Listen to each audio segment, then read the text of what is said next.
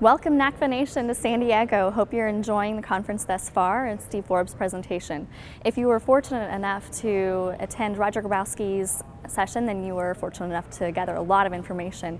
For those of you that may not have been able to attend, I'm here to give you a little recap of what you might have missed. Like I said, there was quite a bit of information. Grabowski talked about several issues with the models and the methods that we use, rely upon, what's wrong with them, why they might be problematic, and what we can do about it. So some of the examples that he gave, and one of the ways that I think he beautifully related the issue was talking about some of the models and theories as a Sim City idealized world, where we've taken some assumptions, made them pretty so that we can work with it, some simplifying assumptions which are necessary to get started, but then obviously these create kind of an alternative world that's not always reflective of the real world.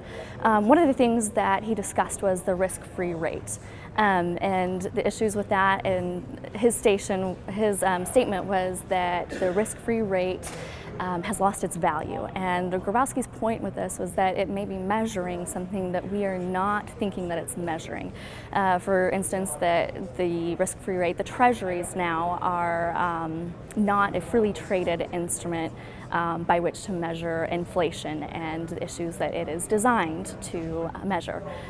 We also had an in-depth discussion on equity risk premium. Now, some of the issues that we've covered on around the valuation world before, the conditional versus an unconditional ERP, and forward-looking versus historical. A lot of these issues were really fleshed out, more than I can give you in a 2 to 3 minute soundbite. But know that data and know what unconditional is. It's not looking at business cycles. Conditional is. Forward-looking is an ERP that's designed to capture investor sentiment about what is going forward. Now, obviously, that's a lot harder to measure. So, how do we do that? I would suggest that you do a lot more research. In the materials, Grabowski gave a lot of papers and things that you can look at and do some of your own research, come to your own conclusions, which was a big highlight of his presentation, that we need to use our judgment. We're not just going to look at a model and take whatever it spits out and just accept it as gospel. We need to be using our judgment, and that's what we're paid for anyway. That's where our value is.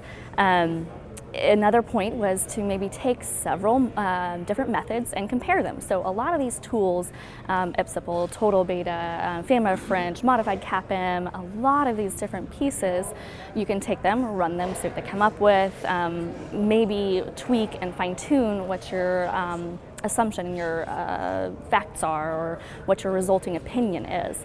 Also, a little spoiler alert, Grabowski mentioned that he will be coming out with a 21st edition of Cost of Capital in 2065 as a result of all the different developments that he expects coming down the pike. Now, seriously, the 6th edition, he said that he and Pratt would be working on soon, and there's a lot of different issues and points that he is going to be bringing up and fleshing out for all the practitioners out there. So keep your eye on that.